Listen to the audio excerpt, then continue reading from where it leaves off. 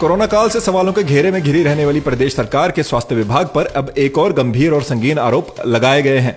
आरोप है कि 9100 रुपए में मिलने वाला ऑक्सीजन सिलेंडर स्वास्थ्य विभाग ने 15,750 में खरीदा और दिल्ली की एक फर्म को लाभ पहुंचाने के लिए सरकारी खजाने को चपत लगाई गई।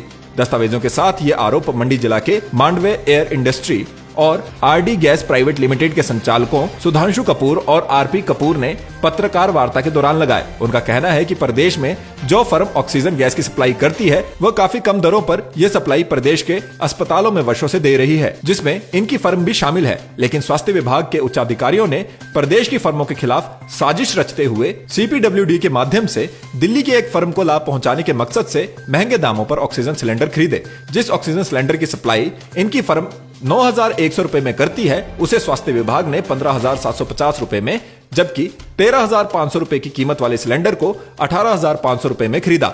सुधांशु कपूर का कहना है कि अधिकारी प्रदेश की फार्मा को टारगेट करके सरकार की छवि को खराब करने की साजिश रच रहे हैं।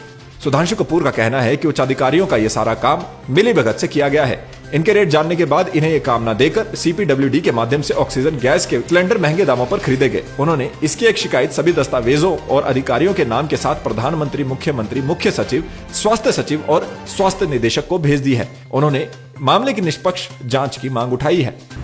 हिमाचल सरकार के कुछ एक अधिकारियों ने पैसा डाइवर्ट करके सेंट्रल पीडब्ल्यूडी को वो पैसा दे दिया गया और सेंट्रल पीडब्ल्यूडी के थ्रू हिमाचल सरकार का पैसा यूज करके वहां टेंडर लगाए गए। जो सिलेंडर हम 14,200 रुपए में देने को तैयार थे, वो सिलेंडर उन्होंने वहां पे 18,500 रुपए का खरीदा और जो सिलेंडर हम 9100 रुपए देने को तैयार थे, वो सिलेंडर वहां पे 15,750 रुपए का खरीदा गया।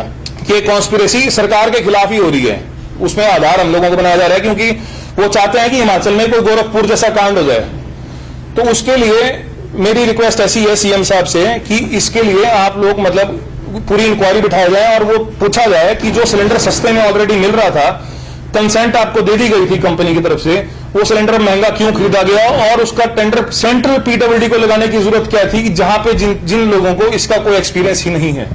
अब इन्होंने उसके बाद क्या किया कि सारी की सारी जो व्यवस्थाएं होती है, जो सारी की सारी टर्म्स एंड कंडीशन होती है टेंडर की, मेरे रेट डिस्क्लोज करने के बाद दोनों टेंडर्स में, ऑक्सीजन सिलेंडर के टेंडर में भी और ऑक्सीजन गैस के टेंडर में भी, जो जितनी भी टर्म्स एंड कंडीशन होती है वो सारी रिलैक्स कर दी गई किसी एक पार्टी को फायदा देने के लिए। उसका जो है मैंने कंप्लेंट सीएम साहब को भी कर दी है, इन रिटन कंप्लेंट मैंने उनको कर दी है।